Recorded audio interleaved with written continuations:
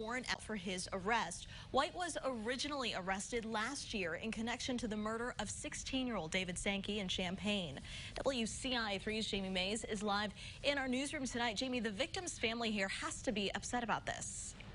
That's right, Jessica. The mother of the victim says she's hoping White will turn himself in. I can't eat. It's like, oh my God, I just can't. It's just so hard for me. That's the emotion that has overwhelmed Yvonne Johnson for days after hearing the person suspected of killing her son was released. I'm very depressed. I have a lot of anxiety going on. In 2018, Yvonne Johnson's son, David Sankey, was shot in the head near his home in Champaign's Garden Hills neighborhood.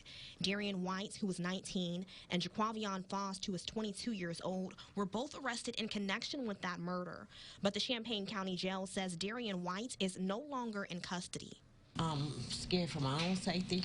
The sheriff's office says there was a mix-up with paperwork while following COVID protocols, and White was released. It was a friend that called Johnson to let her know. I was so shocked, like all the anxiety, everything in me just went like crying and kicking and just... It was just really terrible for me. Johnson says she wanted to hear from authorities rather than a friend about what happened. I didn't get a phone call. I wasn't notified. I was trying to figure out what that was about. But she still trusts Champaign police, the state's attorney, and the detective handling Sankey's case. This is not on them, Things happen. I know it happens. But somebody dropped the ball here. She just wants justice for her son. Darian White, surrender. Turn yourself in. I just spoke with Darian White's attorney, Alfred Ivy, a little while ago. He has talked to White since he was released. He said White thought the case had been dismissed against him. The attorney says White said he would turn himself in, and here's what else he had to say.